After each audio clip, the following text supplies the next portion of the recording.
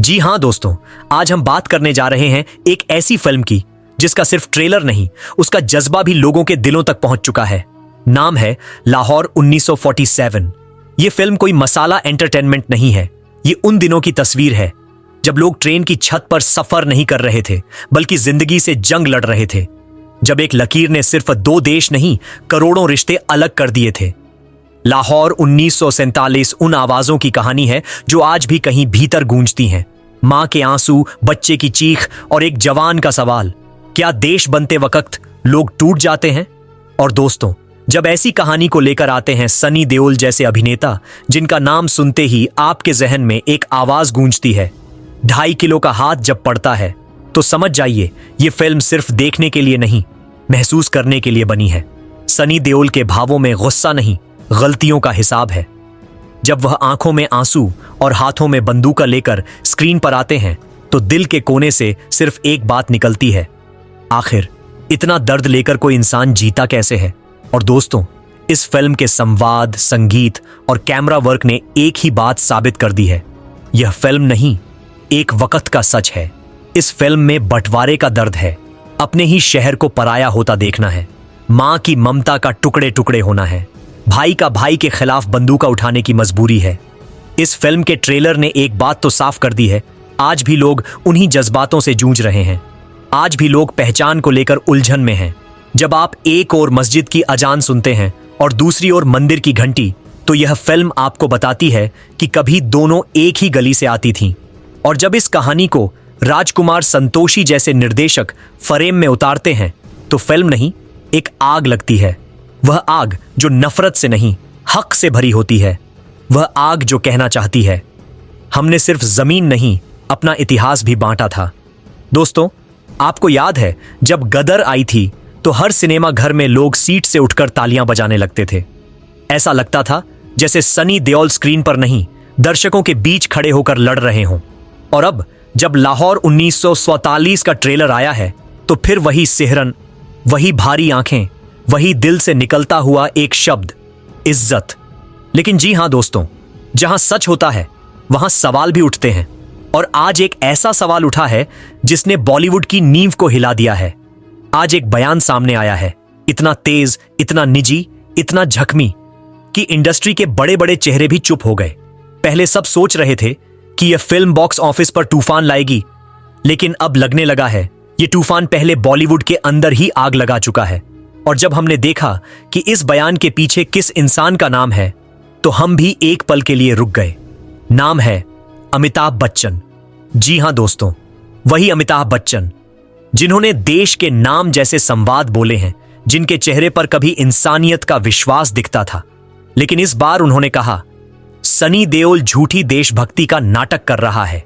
लाहौर 1947 को भावुक बनाकर अपनी फिल्म को सुपरहिट बनाना चाहता है, लेकिन इस बार मैं ऐसा होने नहीं दूंगा। मैं इस फिल्म को बॉलीवुड में बंद करवा कर रहूंगा। अब सोचिए, जब शहंशाह ही किसी फिल्म को रोकने का फैसला करे तो डर तो सबको लगता है। क्या सनी देओल का यह प्रोजेक्ट सच में एक नाटक है या फिर अमिताभ बच्चन के भीतर कोई पुरानी निजी रंजिश भड़क रही है? दोस्तों, बात यहीं खत्म नहीं होती। जब मीडिया ने यह बयान हेमा मालिनी तक पहुंचाया तो पहले तो वह चुप रही, लेकिन जब उनसे बार बार सवाल किया गया तो उनका सब्र टूट गया। उन्होंने कहा, तू क्या इस फिल्म को बंद करवाएगा? तेरे घर में तो चलती नहीं है। आया बड़ा इस फिल्म को भारत में बंद करवाने वाला। बस फिर क्या था, पूरी इंडस्ट्री में हंगामा मच गया। एक तरफ अमिताभ, दूसरी तरफ हेमा मालिनी, दोनों दिग्गज। दोनों ने एक दूसरे के साथ हजारों सीन किए, मंच साझा किया, पर आज दोनों एक दूसरे के खिलाफ मीडिया के मैदान में खड़े हैं। आप सोचिए, जब हेमा जी जैसी गरिमामयी महिला ऐसे शब्दों का प्रयोग करें तो भीतर कितना दर्द होगा। और यह सिर्फ उनका ही रिएक्शन नहीं था, बहुत सारे अभिनेता, फिल्म निर्माता, पत्रकारों ने भी प्रतिक्रिया दी है। किसी ने कहा, अमिताभ सर को ऐसा व्यक्तिगत हमला नहीं करना चाहिए था। किसी ने बोला, सनी देओल की फिल्म सच में प्रभावशाली लग रही है, इसलिए शायद ये कुछ लोगों से पचा नहीं पा रही। एक स्रोत ने तो यह भी दावा किया कि सनी देओल और अमिताभ बच्चन के बीच कुछ पुरानी राजनीतिक तनातनी भी रही है, जो अब फिल्म के बहाने फिर से सामने आ रही है। और दोस्तों, अब सोशल मीडिया भी 2 हिस्सों में बंट चुका है। कुछ लोग डॉट बॉयकॉट लाहौर 1947 चला रहे हैं, तो कुछ लोग dot we stand with Sunny का समर्थन कर रहे हैं। तो अब सवाल यह है, क्या यह फिल्म अब एक सिनेमा प्रोजेक्ट से ज्यादा एक आंदोलन बन चुकी है? क्या सनी देओल सच में देशभक्ति के नाम पर फिल्म बेच रहे हैं, या फिर अमिताभ बच्चन सिर्फ एक व्यक्तिगत अहम के चलते फिल्म के रास्ते में रुकावट बन रहे हैं? और हेमा मालिनी का यह कहना तेरे घर में तो चलती नहीं है, क्या यह सिर्फ एक संवाद था या फिर बॉलीवुड की एक कड़वी सच्चाई? आपका क्या मानना है? दोस्तों, अब वक्त आ गया है सच बोलने का। आप क्या सोच रहे हैं यह बताना बहुत जरूरी है, क्योंकि अब यह सिर्फ फिल्म की बात नहीं, यह सोच की टकराव बन चुकी है। तो अगर आप चाहते हैं कि लाहौर 1947 जैसी फिल्मों को समर्थन मिलना चाहिए, तो इस वीडियो को लाइक कीजिए, अपनी राय कमेंट में जरूर दीजिए और चैनल को सब्सक्राइब करके इस विवाद के हर अपडेट से जुड़े रहिए। और हां, देशभक्ति एक भावना है, उसका नाटक नहीं बनाया जा सकता।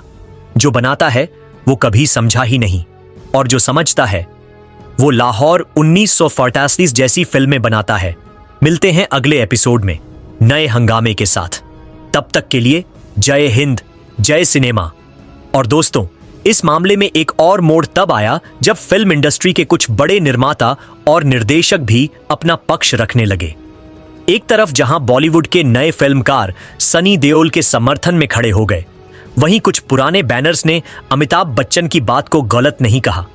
उन्होंने कहा कि लाहौर 1947 जैसी फिल्में जब किसी राजनीतिक एजेंडे के जरिए बनाई जाती हैं तो उनका असली अर्थ बिगड़ जाता है।